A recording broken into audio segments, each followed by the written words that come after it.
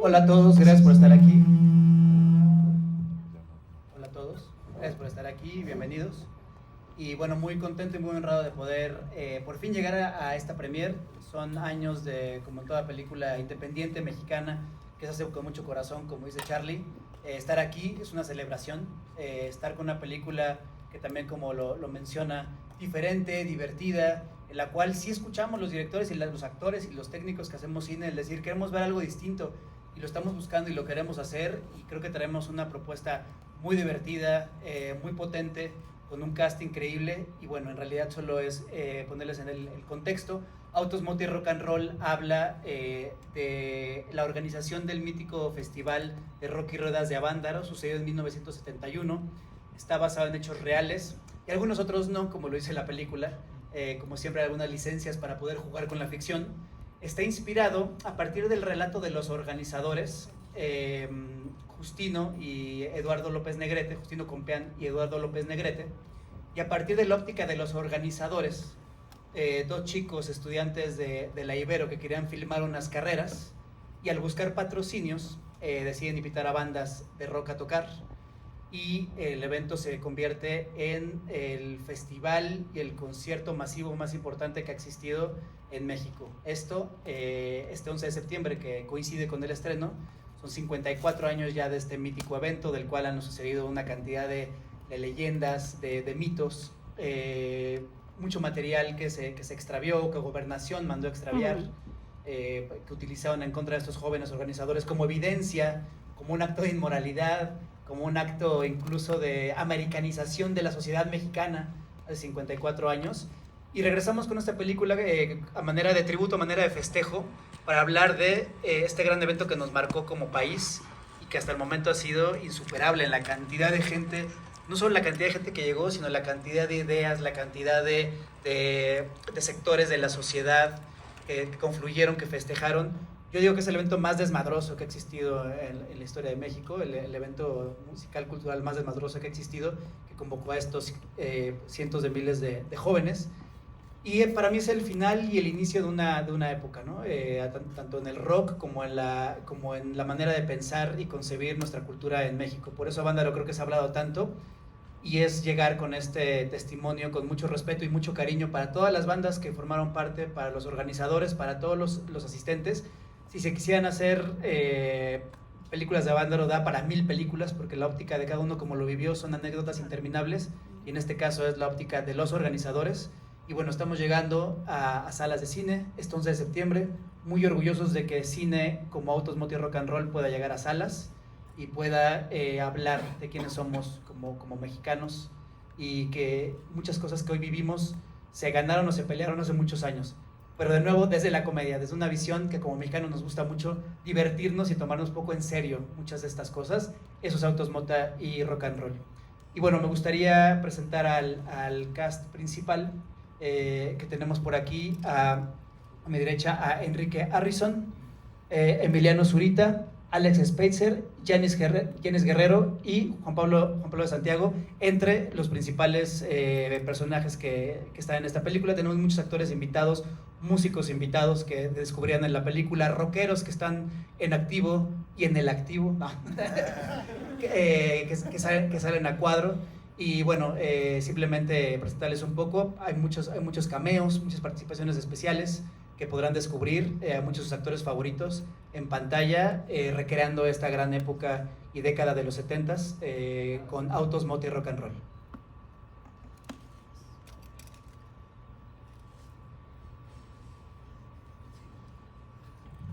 Vamos por preguntas. Hola, ¿cómo estás?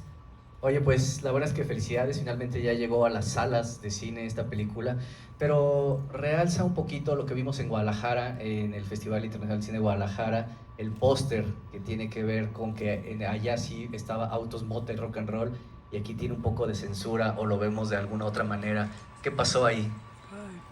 Pues mira, hay ciertos formatos que existen funcionando a partir de la clasificación de radio, televisión y cinematografía, y hay cierta clasificación con ciertas palabras, ciertas cosas que es un reglamento que está vigente, y en realidad nos invitaron a que para que tuviéramos una clasificación para todo público, que pudiéramos hacer un juego de palabras con la palabra mota. Ese es el motivo, pero bueno, afortunadamente la promoción ha estado, creo que ya en bastantes lugares donde el título se ha podido leer, se ha podido apreciar, pero bueno, es un juego de diseño para que lo vea más gente, ¿no? Al final creo que es importante, y tomamos la decisión como casa productora, sí hacer esto, porque es importante que gente joven la vea. Y al ser, si tiene una clasificación para gente más grande, muchos chicos que están yendo a festivales y que están yendo a festivales de rock se podrían perder de esta historia por un legalejo, vamos a decirlo así. Pero es mota, de marihuana. No es mona, no es autos mona, es autos mota, de marihuana. ¿Qué tal? Buenas tardes, Buena ¿cómo man. están? Felicidades por esta película, César Granados de La Última Escena. La disfruté muchísimo, me hizo reír más de lo que yo esperaba. Y vaya, se puede notar lo complicado que es armar un festival de por sí. En las fechas actuales que tenemos es complicado, no me imagino en la década de los 70s. Y a eso quiero llegar yo con mi pregunta. Como los protagonistas, ¿cuál consideran, Alejandro, Emiliano, que fue lo más complicado a la hora de realizar sus papeles? Creo que lo más complejo es, de hecho, lo que hace a esta película tan única y es en donde está sentada la identidad de la película, ¿no? Que es un formato muy distinto, la habilidad de poder usar material de archivo, de filmar en 16 milímetros, en Super 8, que se sienta mucho la época, incluso en cómo está filmada. Es muy interesante porque es un reto como actor saber que no solo estás intentando recrear la energía, como las situaciones frenéticas que se vivieron en el festival, junto con 15 otros actores y hay mucha improvisación, pero lo estás haciendo de una manera que también tienes que involucrar la cámara como no estás acostumbrado como actor. Y también al ser film de 16 milímetros no tienes, como dice Alejandro, este error infinito. Tienes que adueñarte de esos errores, volverlos parte de la escena, y es muy bonito ver ahora que tuve la oportunidad en el Festival de Cine de Guadalajara de ver la película terminada. Me encanta ver tantos errores, entre comillas, que se quedaron en la película y le dan esa vida. Entonces sí fue algo que podría haber sido una dificultad, pero repito, siempre que encuentras algo así en un proyecto es porque estás arriesgándote a hacerlo de una manera distinta, y eso se termina por ver en la pantalla y dándole esa identidad que a mí me fascina en la película. Hola, buenas tardes. Felicidades a todo el equipo y a José Manuel. Hasta arriba, ahí, acá. ¿Ya? Sí.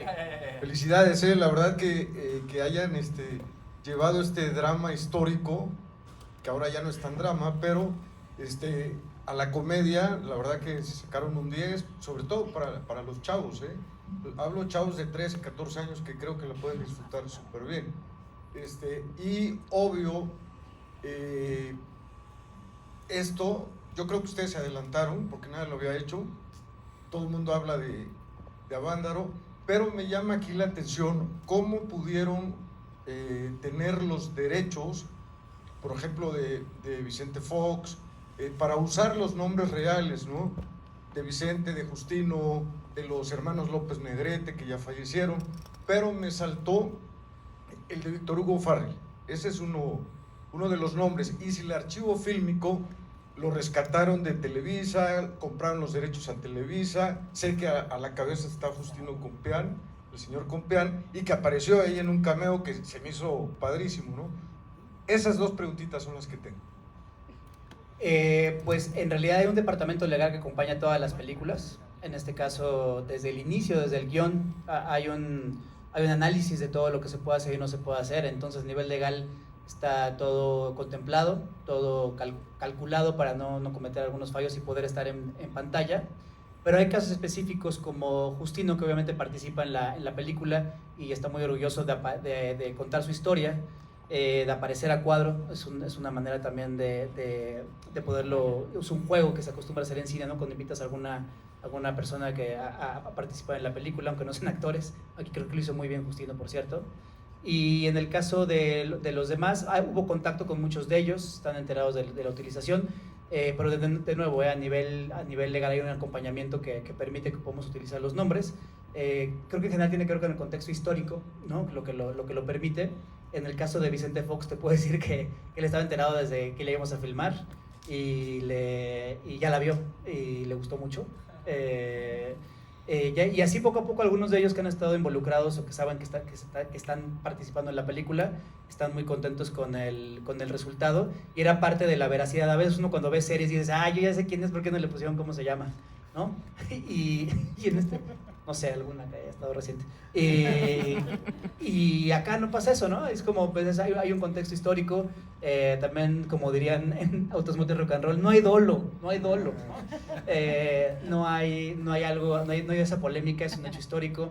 Ahí existen los testimonios de las personas que estuvieron ahí, y afortunadamente podemos contar con los nombres y que ustedes se enteren quiénes están ahí, que era muy importante, pero que es gente que definió, así, por eso hablaba de la época, ¿no? Son personajes que definieron la historia final del siglo XX y los inicios del siglo XXI, entonces era importante que estuvieran mencionados. De este lado, por favor, aquí abajo. Aquí, ok. Bueno, tengo dos preguntas, y la primera va para ti, Cravioto. Me gustaría saber cuál fue el proceso creativo que te llevó a armar toda la historia, la cuestión de la investigación para llegar a este resultado final, y si tienes como miedo a que te pueda censurar el actual gobierno por justo el material que estás mostrando.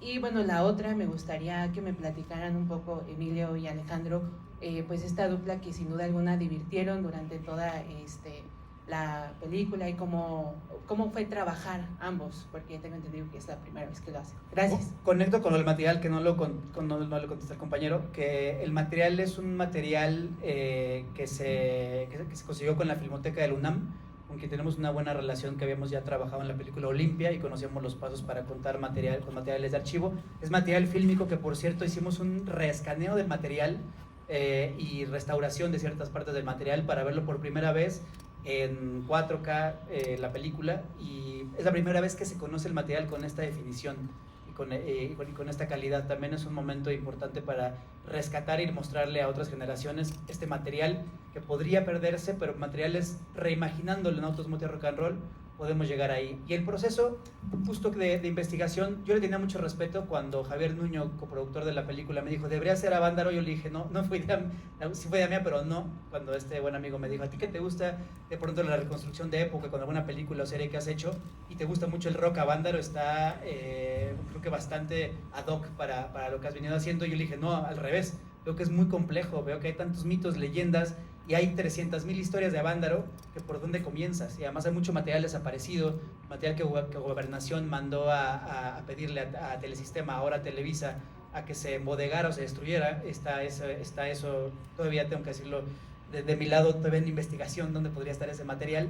Entonces te das cuenta que hay mucho material en las casas de mucha gente que fue, pero no existe públicamente. Entonces era complejo abordarlo, pero con los guionistas Cristian Cueva y Ricardo Farías hubo una investigación muy a fondo de todos los materiales literarios, fotográficos, hemerográficos. A nivel personal, a mí me inspiró mucho la fotografía y el trabajo fotográfico de Graciela Iturbide, y el material que existe filmado por muchos cineastas, incluso famosos. Jaime Humberto Hermosillo estuvo por ahí, Jorge Fons, de hecho por algunos los puedes ver por ahí, de quien ponga atención, o los pueden ver por ahí en algunas imágenes.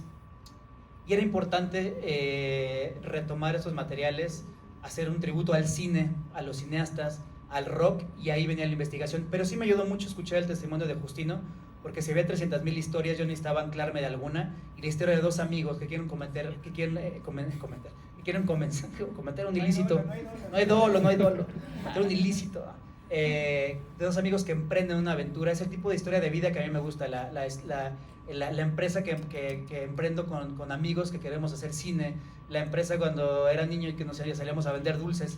Es una historia muy, muy mexicana de emprender, de juntarte con la gente que quieres emprender, y que hoy en día los jóvenes puedan ver eso, que siempre ha sido complicado y que hay que seguirlo haciendo, ¿no? Una aventura entre amigos. Y a nivel de cine, las películas de amigos que todo les sale mal, me gustan también, me divierten mucho como espectador, creo que también ahí estaba, y eso da paso para lo que preguntabas de esta dupla de actores, que por cierto estábamos haciendo memoria, yo creo que no había una dupla así de entrañable, y me atrevo a decirlo, desde Y tu mamá también, y me da mucho orgullo decirlo, ¿no? Con Alex y con Emiliano, y me da mucho gusto haber contado con ellos, porque justo cuando decíamos cuántas duplas ha habido así, creo que vienen a demostrar una gran dupla, acompañados de todo este increíble cast de amigos locos que nos acompañaron en autos, mota y rock and roll.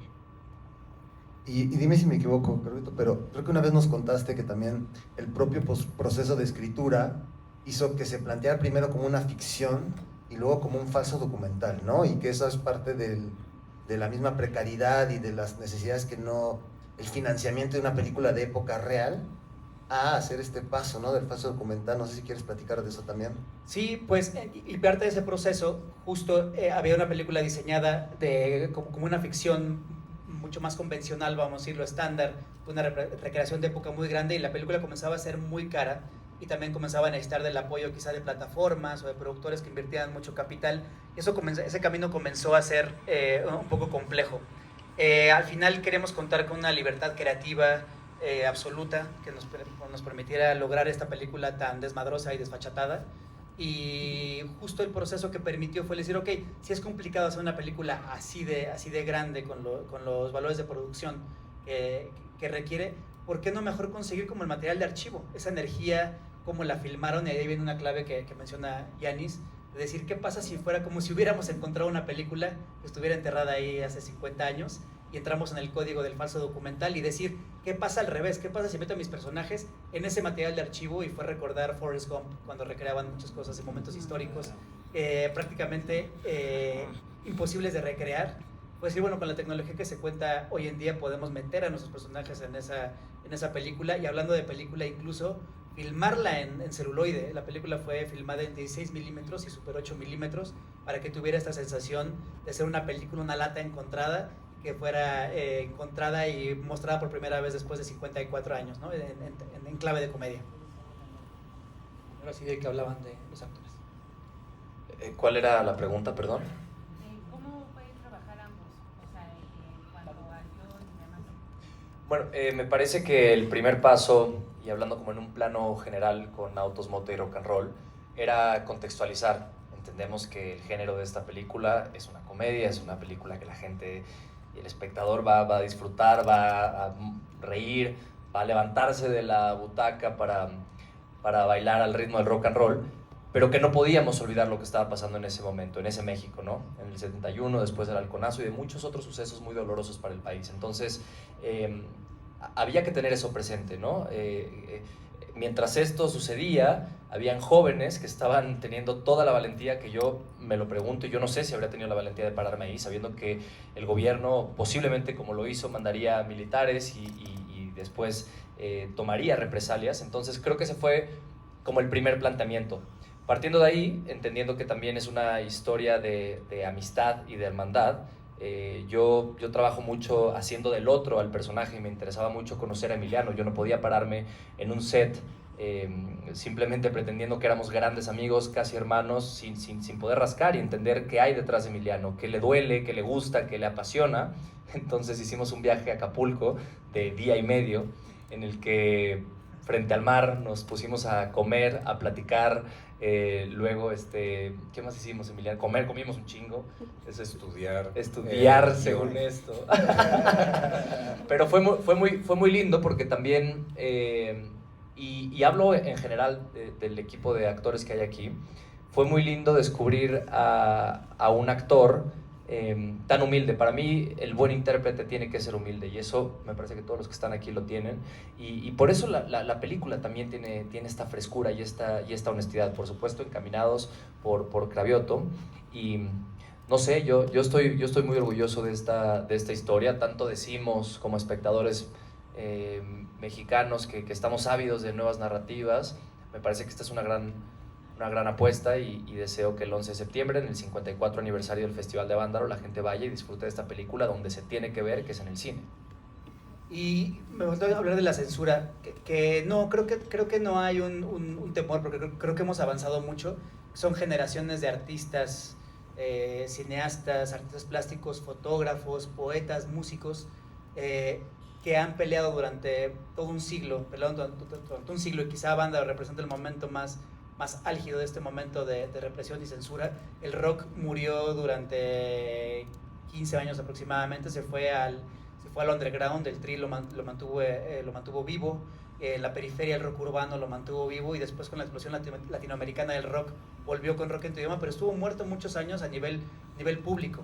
Entonces creo que ya no vivimos esos tiempos. Creo que antes era considerado el cine como un arma muy poderosa de transmisión de mensajes, que lo sigue siendo, pero también los gobiernos han entendido que al final el cine cuenta historias, que la identidad de un país y la identidad de México es a partir de las historias. Presumimos mucho las historias y se dan cuenta que las historias, con todos sus matices, es lo que queda de nosotros cuando pasamos por este lugar y con este ente llamado México, ¿no? Que al final, ¿qué es? Son historias que nos hemos contado todos juntos, y el cine es parte de esa historia moderna, y esa historia está aquí en Autos Motor Rock and Roll. Preocupante es más bien por fuera que 50 años después todavía hay momentos donde un chico puede ir a un concierto hace unos meses y que se encuentre con una intervención del ejército, ¿no? Por ejemplo, eso sí, de pronto fue como de, mira, me demostró la realidad que siguen sucediendo cosas complejas, ¿no? en la realidad, y no tiene una explicación inmediata, ¿no? que eso sigue sucediendo, que por qué no hemos legalizado la marihuana en el país, ¿no? y que lo pudimos haber hecho hace tantos años. Pues ya estamos en otro problema, ya la marihuana no es el problema, ¿no? Entonces hay cosas que digo, bueno, es un momento que la película te ayuda a reflexionar de cuántas cosas de estas siguen pasando y cuántas no, ¿no? Quien vaya al cine puede decir, mira, esto sí y esto no, y podría ser ahí una lista de ir rayando en qué estamos en lo mismo y en qué no, y darse un toque antes de ir al cine, también, esos también se vale. Algo que quisiera añadir también con respecto a la censura que comentas, y que tiene que ver también con parte del elenco y parte de la película que a mí me gustó mucho cuando la vi y cuando participé, es la juventud de los protagonistas y la juventud de todo el equipo que hizo este festival. Como bien dice Alex, veníamos del 68, en donde el gobierno literalmente mató estudiantes, y creo que había en México una sensación de que la juventud era peligrosa, de que la juventud era un riesgo para la sociedad, de que la juventud era desestabilizadora. Y este festival justamente fue desestabilizador porque lo crearon los jóvenes, y eran extremadamente jóvenes las personas que estaban haciendo el festival, las personas que participan, Juan Pablo, Enrique, todos los demás que en ese momento eran muy muy jóvenes, no eran los hermanos de estos protagonistas. Y creo que eso para mí también es muy importante, y el por qué es tan importante que la gente joven vea esta película. Hay una canción de Peace and Love que es Tenemos el Poder, y yo creo que para mí como que representa justamente lo que esta película quiere decir, que la juventud es la que tiene el poder, que en ese festival los jóvenes tenían el poder, y justamente por eso el gobierno dijo no, por eso el gobierno trató de censurar, por eso el gobierno los castigó a estos protagonistas, que por cierto, toda mi admiración y reconocimiento a esta pareja maravillosa, que son entrañabilísimos. Por supuesto, felicidades a tu premio como actor, también hay que decirlo, que demuestra este grandísimo talento que como dúo logran, y sinceramente son entrañables. Yo me divertí muchísimo, pero bueno, nada más quería decir eso, ¿no? Como que la juventud, esta película es juventud, y si bien fue hace 70 años, sigue siendo para la juventud, para los jóvenes, para ellos, y creo que ellos, los jóvenes, tenemos el poder, ahí está la fuerza. Bueno, nada más quería complementar eso. Acá hay otra pregunta del lado izquierdo. ¿Me podrían contar como el momento más especial en rodaje, desde Juan Pablo, y que nos cuentes como el comeback de tu personaje en el Craviotoverso?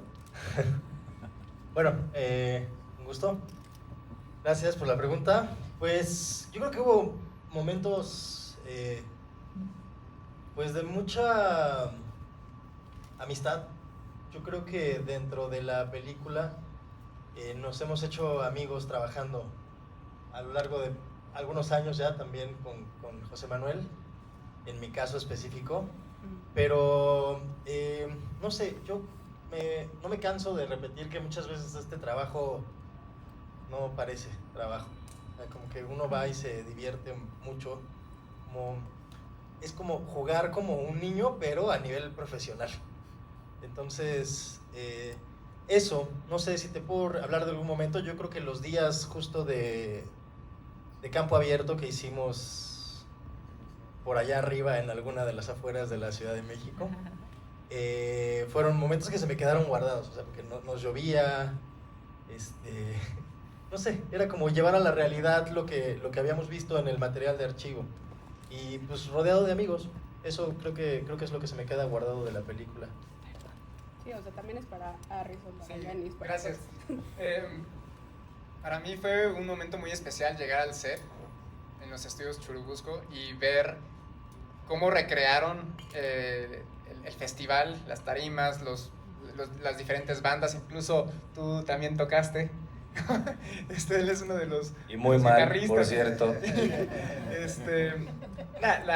Los extras que apoyaron muy bien, todos, el vestuario estaba increíble, el diseño de vestuario fenomenal, la música, y también a mí me quiero como destacar la habilidad también de Cravioto de dejarnos jugar, de arriesgar y de querer crear algo distinto, algo que te cuente la historia de una manera más interesante.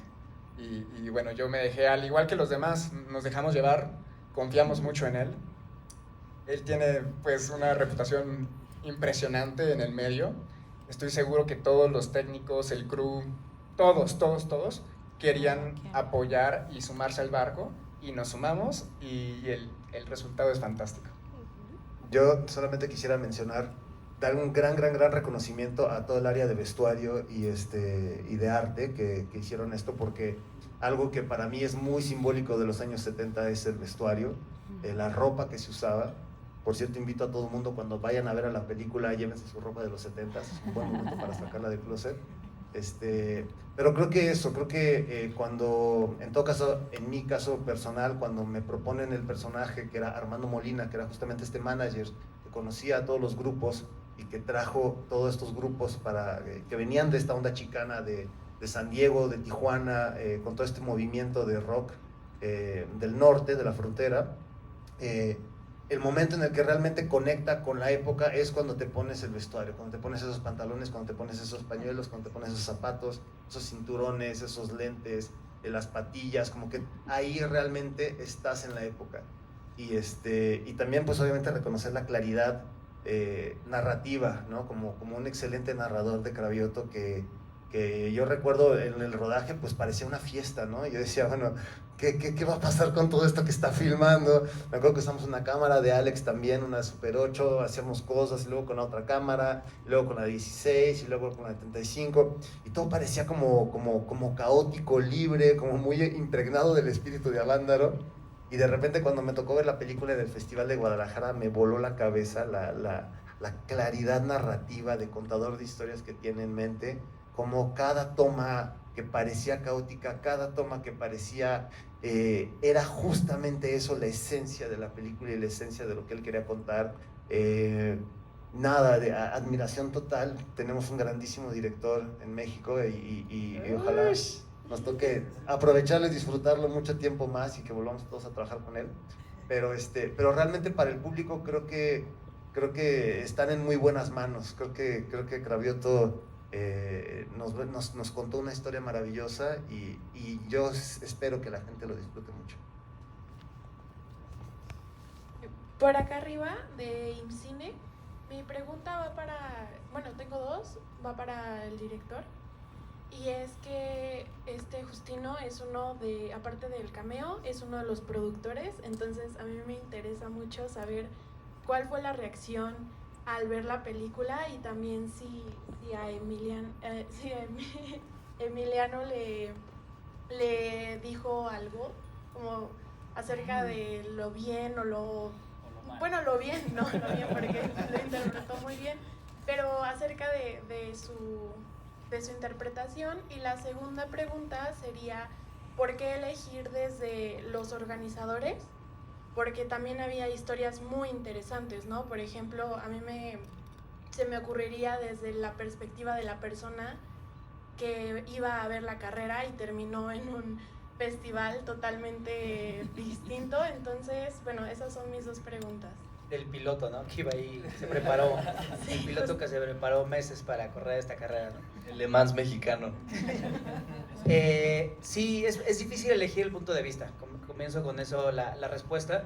Es difícil porque había tantas historias, como lo mencionaba al inicio, que era complejo, pero cuando Javier Nuño, coproductor de la película, me dice, conoce a Justino, que te cuente la historia, dije, ¿pero qué tiene que ver Justino Compeán, el reconocido expresidente de la Femex Food, con el festival de contracultura más importante del país? Y cuando platico con Justino es cuando digo, claro, la historia es de los organizadores, porque además recordé que se hablaba mucho del festival, pero no se hablaba de los organizadores, y tiene un motivo detrás. Por lo que no se había escuchado de los organizadores es porque lo habían ocultado durante 40 años, por temas políticos, familiares, personales. Justino tuvo que salir huyendo del país, spoiler. Le hicieron el favor la compañía, la agencia McCann Erickson, de mandarlo a trabajar a Brasil en lo que se enfriaban las cosas. Así que fue un momento complicado para estos jóvenes. Pareciera que por qué por organizar un concierto sucedería esto. Y de nuevo, pueden pasar tantas cosas en un concierto que lo que les sucedió a ellos dio para que tuvieran que buscar un espacio.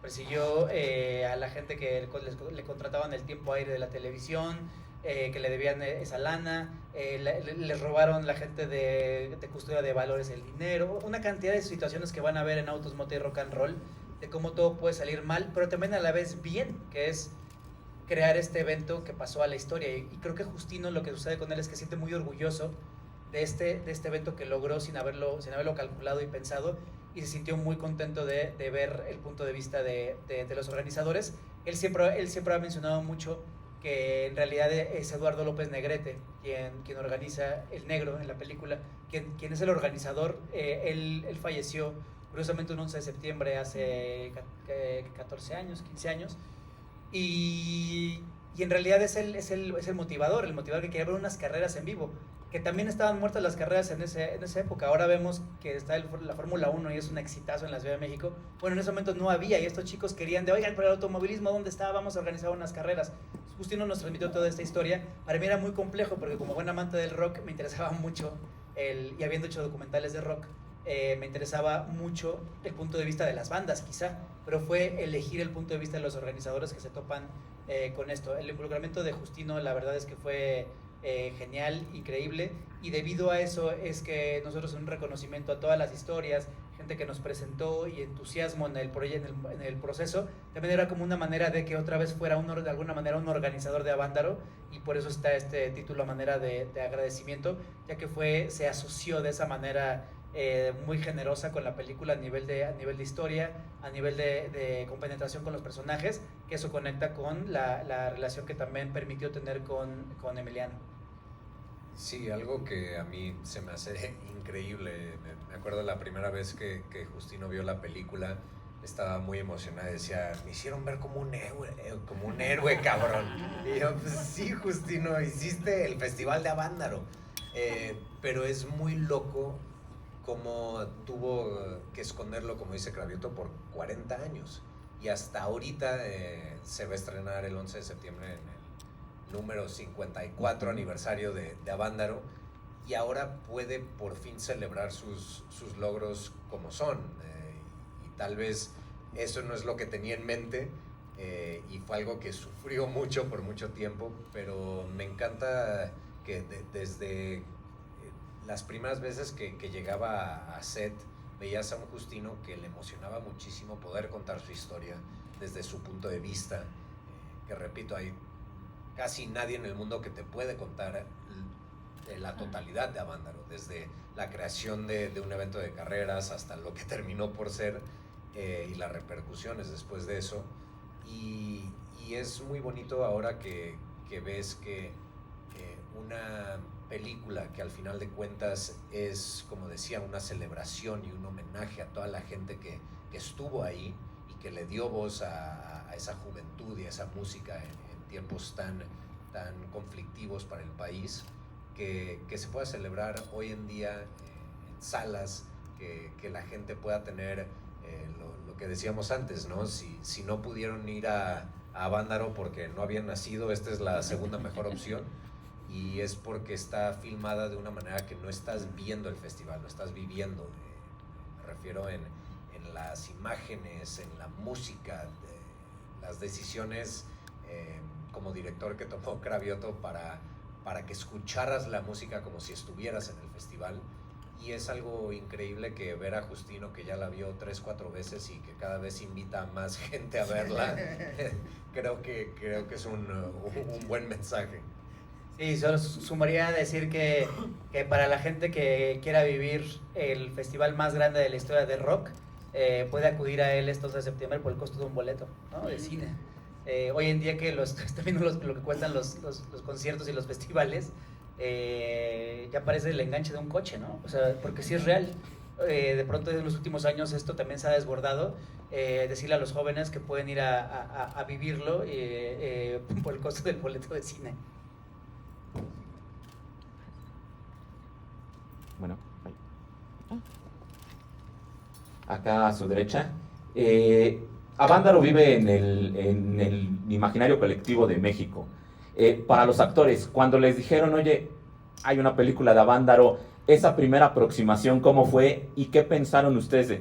No, es que esto tiene que salir. O sea, esa anécdota que todos tenemos de un festival al que no fuimos, es que eso era Avándaro, que dijeron, eso tiene que salir, eso tiene que estar.